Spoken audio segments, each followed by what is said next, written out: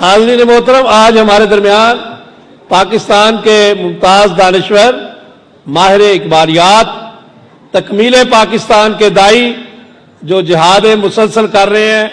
جناب زید حامد صاحب، میں ان سے درخواست کروں گا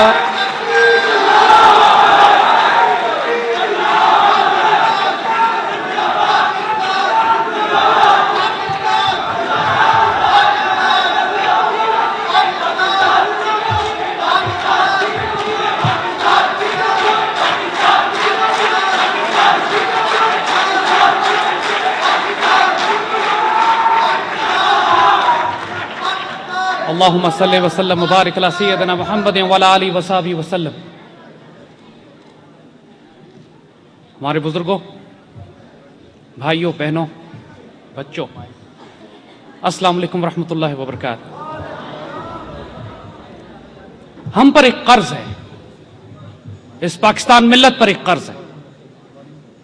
آج ہم اس قرض کو ادا کرنے کے لیے یہاں پر حاضر ہوئے ہیں۔ اس سے پہلے کہ ہم قائد اعظم کی بات کریں، قائد اعظم کی صفات کی بات کریں، اس مرد درویش کا وہ مقام جان لیجئے جو اللہ کے رسول صلی اللہ علیہ وآلہ وسلم کے دربار میں انہیں نصیب تھا۔ بہت ظلم کیا 63 سال میں ہم نے اس بابائے قوم کے ساتھ، اللہ کے رسول کے سپاہی کے ساتھ، امت مسلمہ کے عظیم ترین قائد کے ساتھ، جو ٹیپو سلطان کے بعد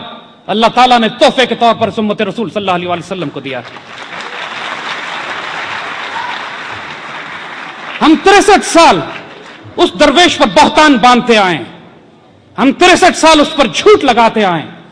ہم 63 سال اس کی بے حرمتی کرتے آئے ہیں، اس کے دین پر حملہ کیا، اس کے ایمان پر حملہ کیا، اس کے کردار پر حملہ کیا کہ وہ لادین تھا، وہ سیکولر تھا، وہ پاکستان میں سیکولر ریاست چاہتا تھا، اس کا اللہ رسول سے کوئی واسطہ نہیں تھا۔ کانگریسی مولویوں نے اس کو کافر اعظم کہا۔ جو لبرل سیکولر لادین مغرب کا غلام طبقہ تھا، اس نے اس کو اپنے جیسا کہا۔ اللہ کی قسم وہ مرد آزاد تھا، وہ اللہ کا ولی تھا، درویش تھا اور فقیر تھا۔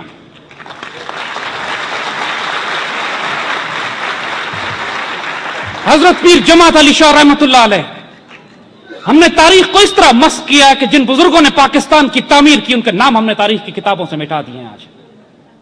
حضرت پیر جماعت علی شاہ رحمۃ اللہ علیہ امیر ملت، پوری مسلمان ملت آپ کو امیر ملت کہہ کے تسلیم کرتی۔ حضرت پیر جماعت علی شاہ قائد اعظم کے بارے میں فرماتے ہیں واللہ اللہ کا ولی ہے۔ امیر ملت نے قائد اعظم کو اپنی پوری خدمات پیش کی، پوری مسلمان ملت کو متحد کیا، فتویٰ جاری فرمایا کہ مسلم ہے تو مسلم لیگ میں آ، اور جو مسلم لیگ کو ووٹ نہیں دے گا، جو قائد اعظم کو ووٹ نہیں دے گا، اس کو مسلمانوں کے قبرستان میں دفن نہیں کیا جائے گا۔ امیر ملت سے لوگوں نے سوال کیا کہ یہ تو گورا انگریز نظر آتا ہے، انگریزی بولتا ہے، اردو بھی نہیں جانتا۔ تو امیر ملت نے فرمایا تم ان کے رازوں کو نہیں جانتے، یہ ہمارا کام کر رہا ہے، یہ ہماری ڈیوٹی پہ، اللہ کے رسول کی ڈیوٹی پہ۔ امیر ملت نے قائد اعظم کو ایک قرآن پاک کا تحفہ بھیجا، اس کے ساتھ ایک جائے نماز بھیجا، اس کے ساتھ ایک تسبیح بھیجی۔ قائد اعظم نے جوابی خط تحریر فرمایا، شکریہ ادا کیا، فرمایا امیر ملت آپ نے مجھے قرآن پاک اس لیے بھیجا ہے کہ مسلمان حکمران کے لیے لازم ہے کہ اللہ کے حکم کو جانے، قرآن کو سمجھے، قرآن کو نافذ کرے۔ آپ نے مجھے جائے نماز اس لیے بھیجا ہے کہ جو اپنے رب کی اطاعت نہ کرے، اس کی اطاعت اس کی قوم نہیں کرتی۔ آپ نے مجھے تسبیح اس لیے بھیجی ہے تاکہ میں اللہ کے رسول پہ درود شریف پڑھوں، کہ جو اللہ کے رسول پہ درود نہیں پڑھتا اس پہ اللہ کی رحمت نازل نہیں ہوتی۔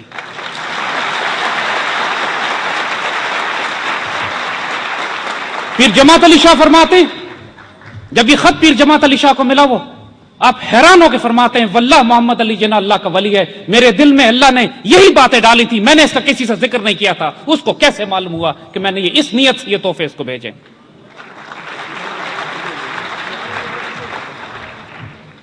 علامہ شبیر احمد عثمانی پہلے شدید مخالف پاکستان تحریک کے، کانگریسی مولویوں کا بہت بڑا ٹولہ جو اس وقت بھی کانگریس کے ساتھ تھا، آج بھی کانگریس کے ساتھ ہے، انشاءاللہ قیامت میں بھی کانگریس کے ساتھ ہی اٹھے گا۔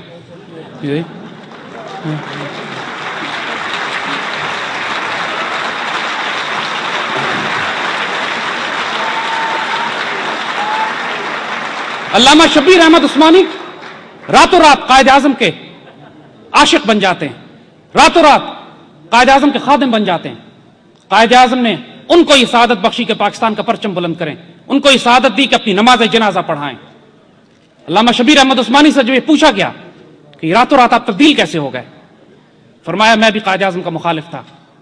لیکن رات میں خواب میں حضور صلی اللہ علیہ وآلہ وسلم کی زیارت نصیب ہوتی ہے، آپ کے ساتھ قائد اعظم کھڑے ہوتے ہیں، حضور قائد اعظم کی طرف مخاطب کر کے فرماتے ہیں یہ میرا سپاہی ہے، اس کی مخالفت نہ کرنا کبھی۔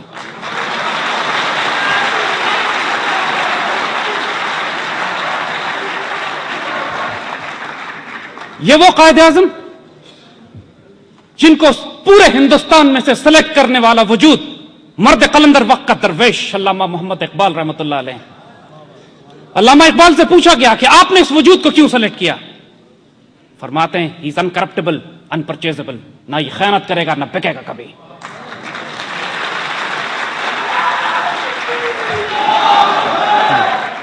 ہمارے بڑوں نے ہم کو یہ بتایا، تاریخ میں وہ وقت ایسا آ چکا تھا کہ جب تمام اللہ کے ولی، فقراء، درویش اس پاکستان کو اللہ کی امانت سمجھ کر اس کو بنانے کی تحریک میں شامل ہو چکے تھے۔ اس وقت یہ کہہ دیا گیا تھا کہ نہ نماز کام آئے گی، نہ روزہ کام آئے گا، نہ حج کام آئے گا، نہ زکوٰۃ کام آئے گی اگر اس پاکستان سے خیانت کی تو۔ یہ پاکستان،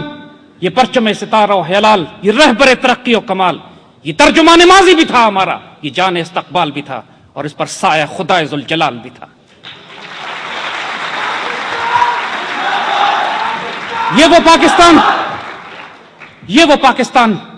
جو مدینے کی ریاست کے بعد پہلی مرتبہ 1300 سال کے بعد مدینہ ثانی کے طور پر امت مسلمہ کو تحفے میں دیا گیا، جس کا نظر، جس کی فکر، جس کی سوچ علامہ اقبال نے دی، اور جس پاکستان کو بنانے کی ذمہ داری اللہ کے رسول نے اپنے جس سپاہی کو دی، اس کو محمد علی جناح سے قائد اعظم بنانے کی ذمہ داری بھی علامہ اقبال کے حوالے کی گئی۔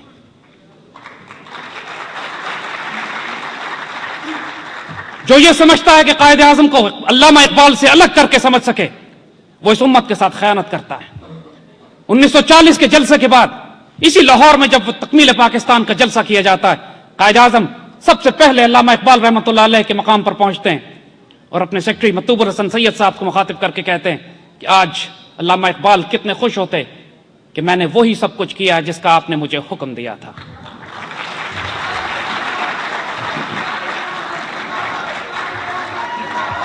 وہ قائد اعظم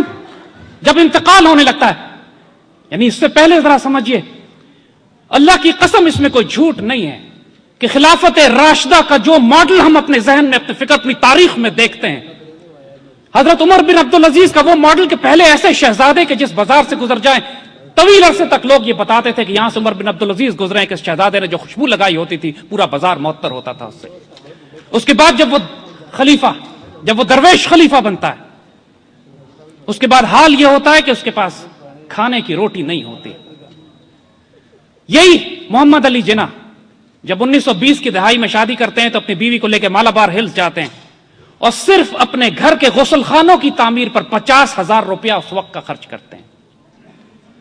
لیکن جب محمد علی جناح سے قائد اعظم بنتے ہیں،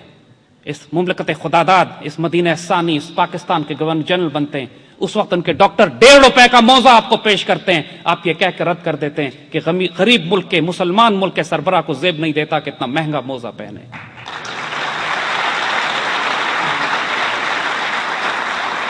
یہ وہ قائد اعظم ہے، صداقت اور دیانت جو میرے آقا صلی اللہ علیہ وآلہ وسلم کی وہ شان ہے جس کی گواہی کفار نے دی۔ شان نبوت کا اعلان بعد میں ہوتا ہے، صداقت اور دیانت کی گواہی کفار بھی دیتے ہیں۔ قائد اعظم رحمۃ اللہ علیہ صداقت اور دیانت کا معاملہ دیکھیں، جب اقبال فرماتے ہیں انکرپٹیبل انپرچیزبل، نہ خیانت کریں گے نہ خریدے بیچے جا سکتے ہیں۔ سرکاری استعمال کے لیے گورنر جنرل ہاؤس کے لیے 37 روپے کا فرنیچر لایا جاتا ہے۔ فرنیچر کی لسٹ دیکھتے ہیں، اس میں کوئی 6-7 روپے کی کرسی اضافی ہوتی ہے، پوچھتے ہیں یہ کس لیے آئی؟ فرمایا آپ کی بہن کے لیے، محترمہ فاطمہ جناح آپ کے ساتھ رہتی ہیں، خدمت کرتی ہیں، مادر ملت ہیں۔ قائد اعظم اس پر لکیر لگا دیتے ہیں، اس کے پیسے بیت المال سے نہیں جائیں گے، فاطمہ جناح سے اس کے پیسے لو، مسلمانوں کے پیسے اس پہ خرچ نہیں کیے جا سکتے۔